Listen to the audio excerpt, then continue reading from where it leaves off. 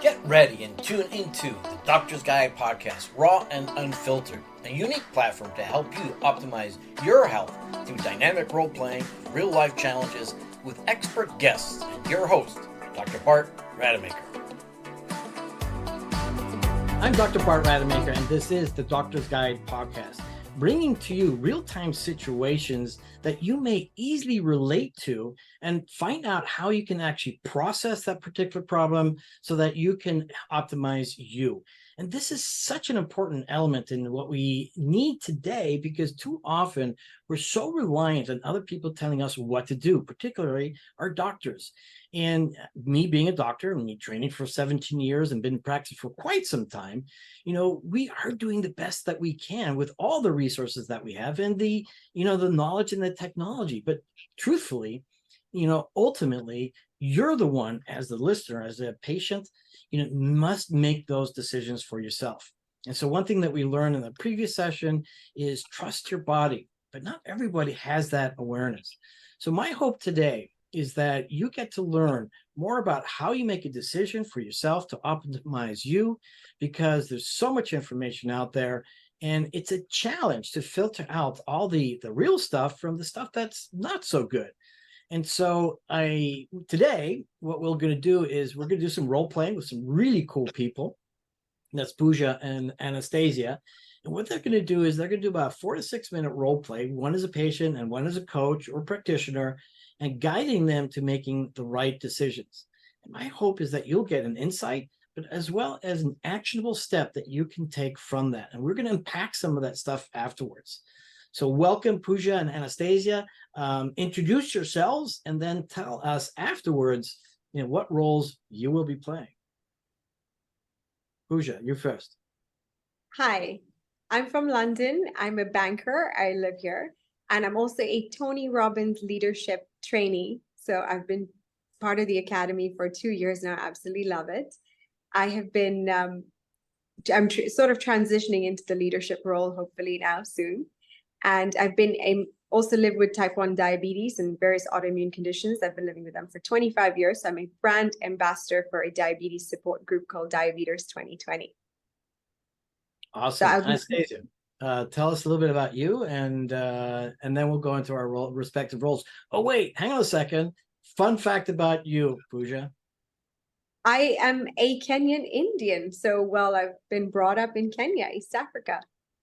Awesome. So I've spent all my life there, pretty much.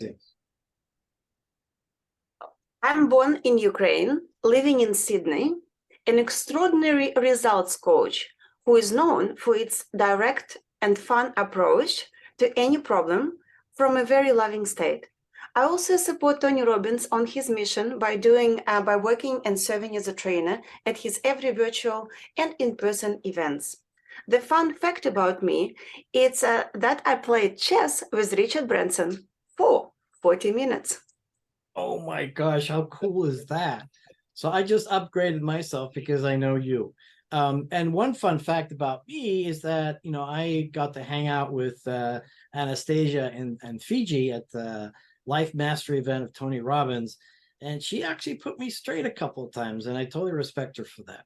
Cool. Pooja, what role will you be playing today? So I'll be playing the role of a bulimic patient, bulimic girl, a girl who is struggling with her condition, eating disorder. All right. Anastasia? I'm playing as a results coach. It's a professional role, yet it's not a doctor, but a results coach who can get you to the results that you're seeking. Plus also with the history of overcoming bulimia myself without the doctor's help. Excellent. All right, Pooja, you're up.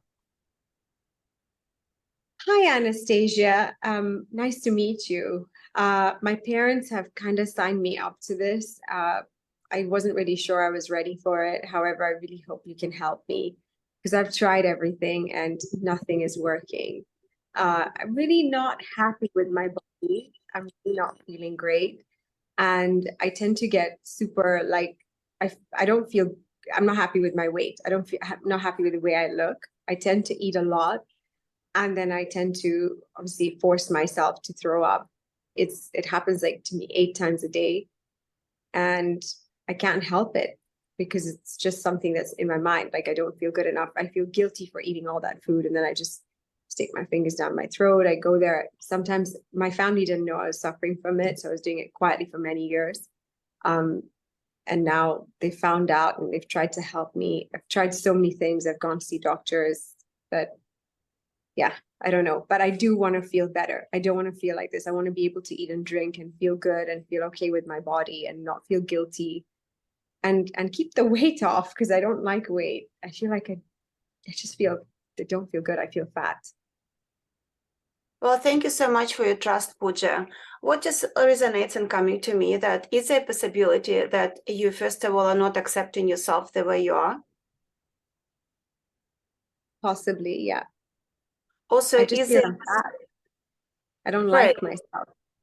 Right. And also, is there a possibility that you keep comparing yourself to other people?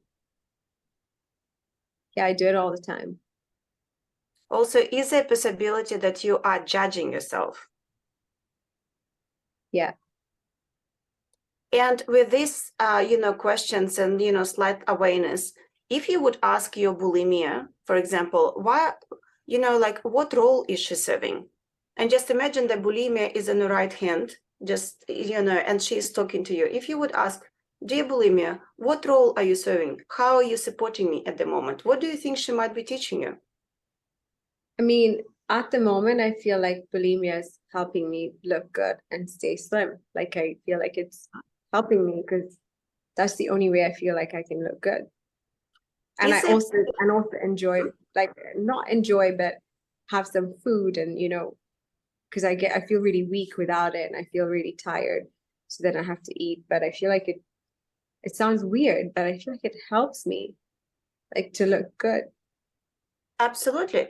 Is there a possibility that overeating and throwing up, it's only one of the vehicles that is helping you to feel good? Is there a possibility that there are other vehicles, other methods to look good and to enjoy your food when you're feeling enough? Or what do you think would be the right answer for you? How can you feel good, look good, and do it in a healthy, organic, sustainable way for your body? I mean, yeah, it's possible that there are other ways, but I'm just so blocked off from knowing what ways there are, what could be possible. Would you be able to help me find some ways? Because I just feel like right now my mind is so blocked and I'm just ridden with guilt and sort of anxiety and this low, horrible feeling about myself and my body. And I just can't seem to get my head out of this. Like it's so stressful and overwhelming. Great. So now if you just would take a deep breath and another deep breath and another deep breath, and just keep your eyes closed and just ask your body, what does it feel when it's overeating and throwing up? What emotion does come to that? Anger and guilt, Anger. frustration. What would you like to feel instead, anger and guilt? I'd like to feel content, happy, grateful. So what needs to happen for you to feel grateful and content on a daily basis? What ritual can you do? I can maybe learn to accept myself the way I am, learn to love myself the way I am. So what is your daily... Go ahead. To be grateful for my body, maybe. To be able to be grateful, I'd love that. To look at myself in the mirror and love myself. Great. And what can you do on a daily basis to accept yourself, to love yourself in the mirror? Do you have like a meditation ritual or prayer or anything else that you can do every day? Yeah, I think I could. I don't have a ritual at the moment. However, I'm open to whatever you suggest and you share. I could just say thank you. I love you. Thank you to my body. I could ask my body. I've heard of this technique where you say, I love you. I'm sorry. Please forgive me. Thank you to the body. I've tried it a few times and it helped me feel better for a few minutes. So I think it's Ho'oponopono or something. Ho'oponopono, exactly right. Oh, How yeah. often do you do Ho'oponopono at this stage?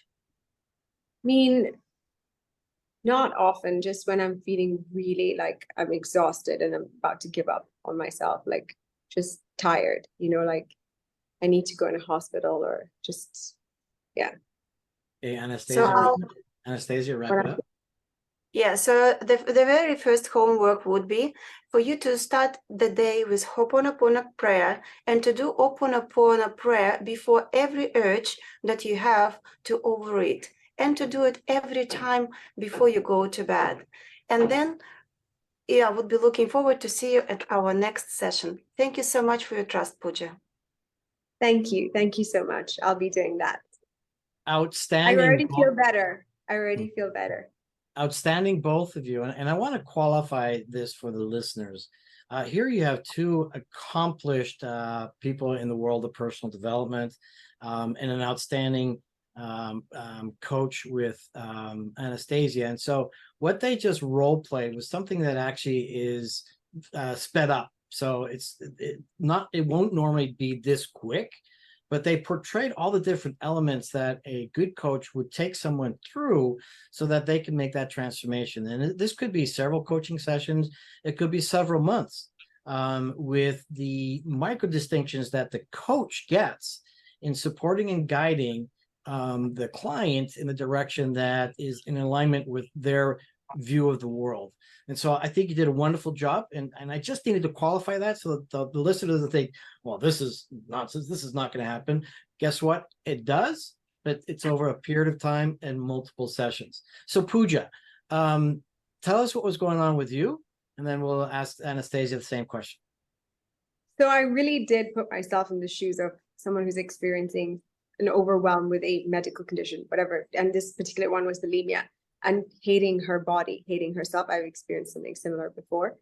And just feeling guilty for everything I eat, drink, consume. And it was really beautiful because the coach was asking me to think of what it's trying to teach me. What can I learn from this, as opposed to, don't get over this condition, you need to be different. Like, she wasn't telling me what I need to do. She was allowing the sort of me as a patient or what do you call it, a student, to find the solutions within myself. And I think that was absolutely beautiful and brilliant.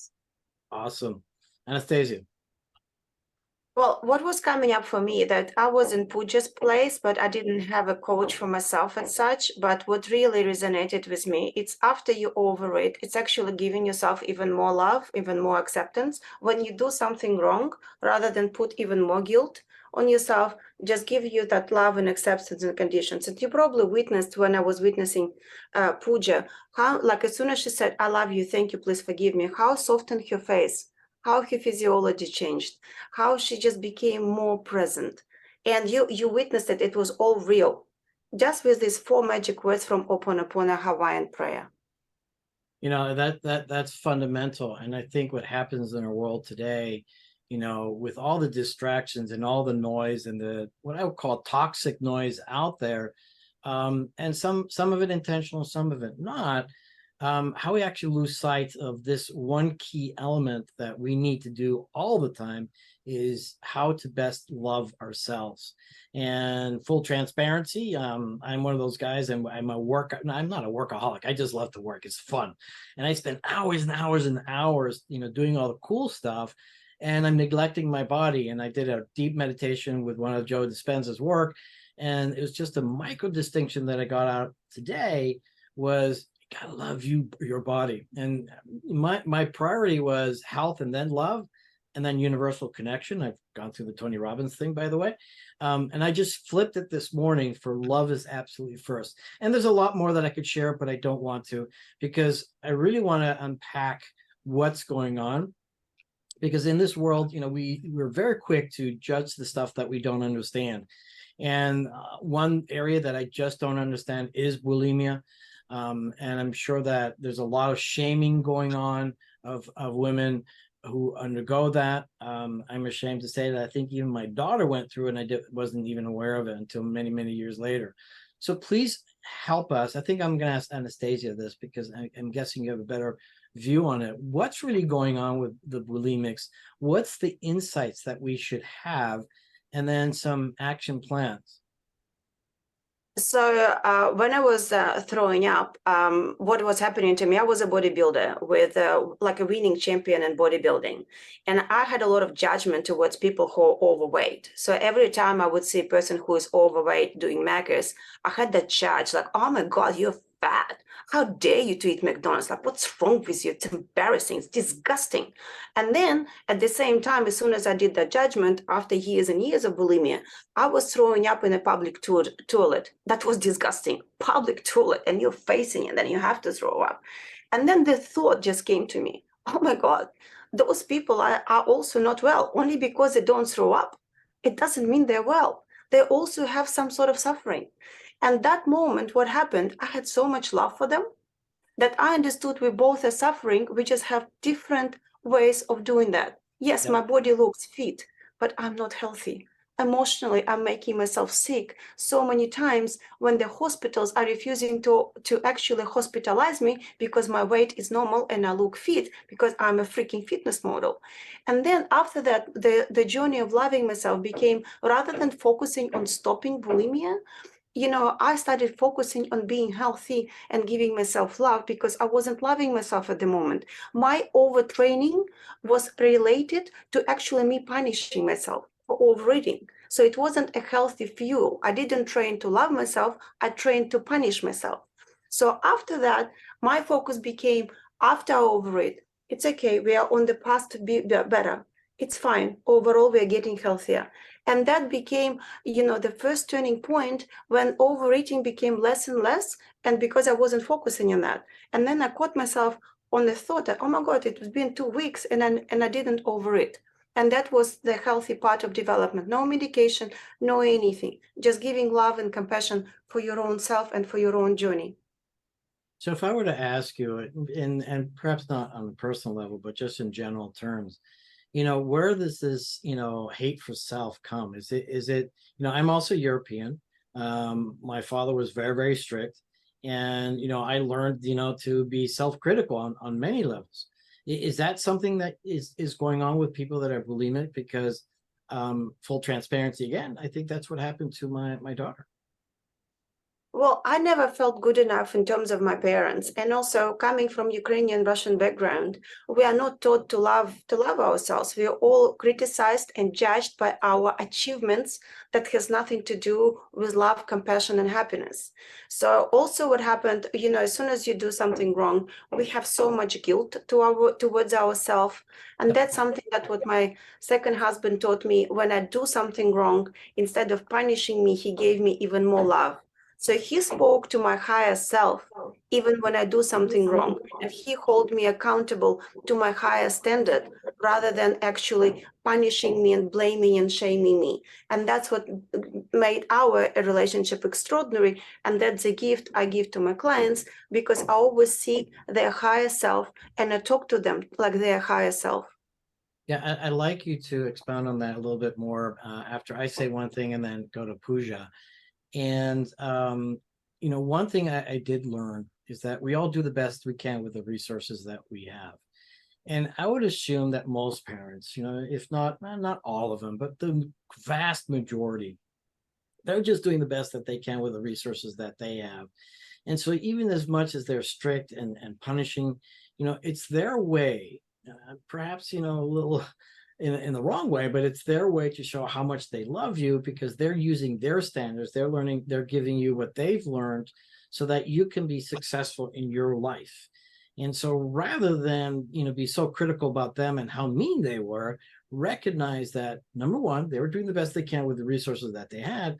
But number two, they just wanted to be your best self. And by being strict or being, punishing was they, unconsciously their hope to make you a better person. Pooja, you're next. Yes. So the insight that is about the insight, right? Yeah. The insight that I got from this is that you can learn a lot about your own, what you're going through or you're suffering by and sort of reduce it, like reduce the pain of whatever you're feeling through loving yourself, through going inside yourself, through connecting with your higher self, like she said, through asking, what is it trying to teach me? And by loving yourself, that love, like you said, has the power to heal a lot of things, the biochemical imbalances in your body, those voices in your head that are telling you to do things that are probably not healthy for you, harming yourself, because often that harm is coming from being too much in your head. When you're too much in your head and you're overthinking things, you're comparing yourself to others, because no one matters except yourself. I mean, yes, other people do matter. You should love them and you should spread your love. However, you matter more than anyone else. You have to put on your own oxygen mask. You have to look after yourself. You have to love yourself. If you do that, you can be that source of inspirational love, or whatever you want to be, that beautiful woman or man that you want to be to other people. You can be that radiance and share it with other people. So I think one of the most amazing things that I learned from this was that just in asking yourself the questions that what is this trying to teach me? What can I learn from this?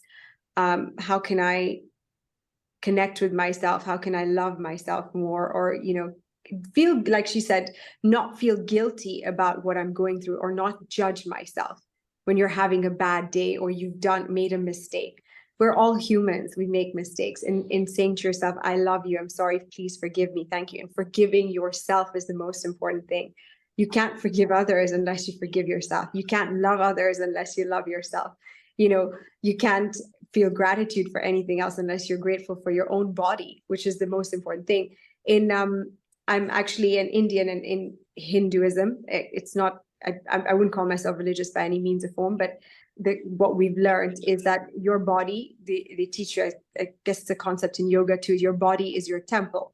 So it's the most important vessel of yours, and God resides inside of you in your heart and soul. God is in your soul, God is in your heart, your higher consciousness is God. We're all God.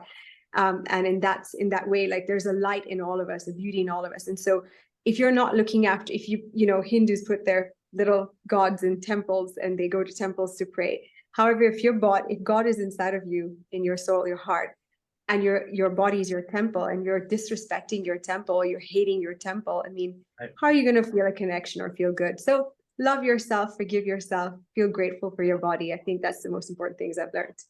So thank you for that from both of you as we're slowly wrapping up. So what I would find, and what I would say for many people out there, is the term to love yourself, right, is so overused. And I think a lot of people like to tune out on that. And that's probably the worst thing that you can do. But then again, it's a matter of how it's offered and how it's delivered and how it's received. But for those skeptics out there, there's a complete scientific basis behind all of this, and I'll be very brief on that. And that, first of all, your thoughts lead to chemicals, which is the language of the body. So your chemicals affect how your body feels. Those are your emotions.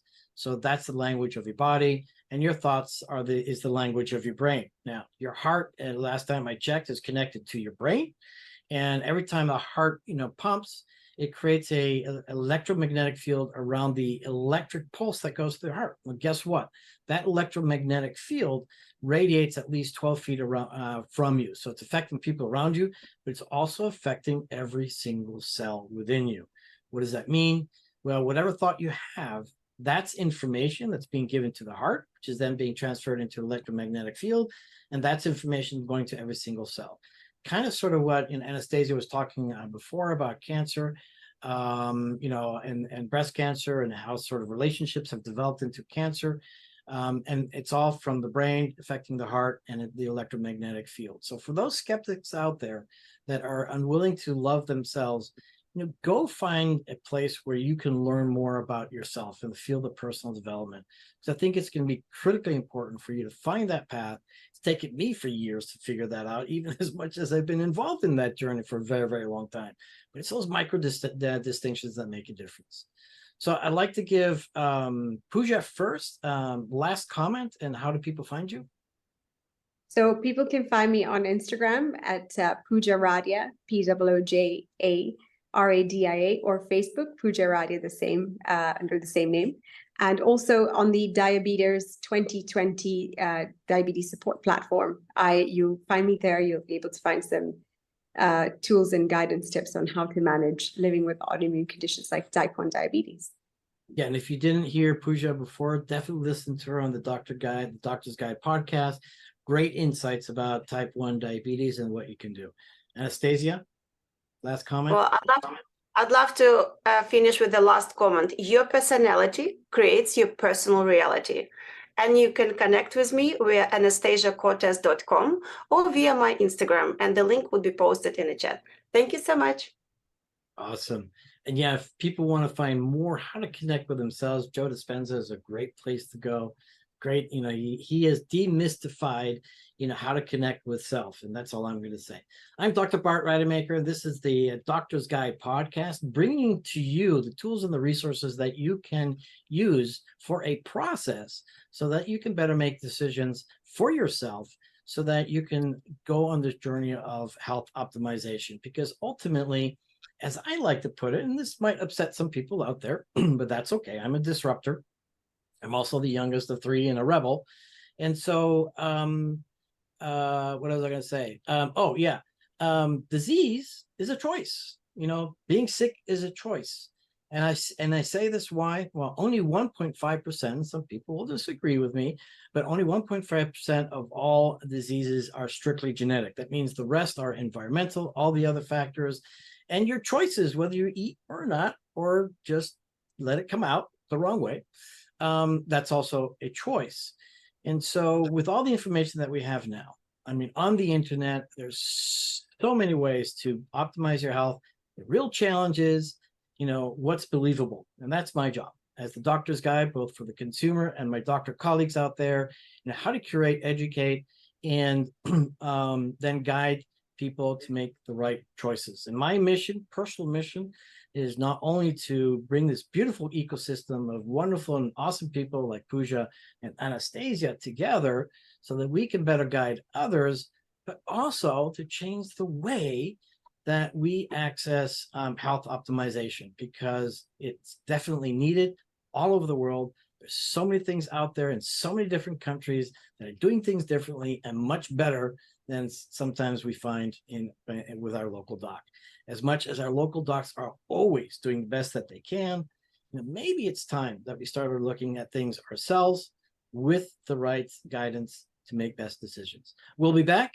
Pooja, Anastasia, thank you so much. You were absolutely delightful, and I appreciate you both. Thank you. Dr. Bart, and also just like the very last one, illness, it's all about I. Wellness, it's all about we. So thank you so much for creating such an informative podcast that is going to benefit so many others. Thank you. I love that. Can I borrow that one? Go ahead.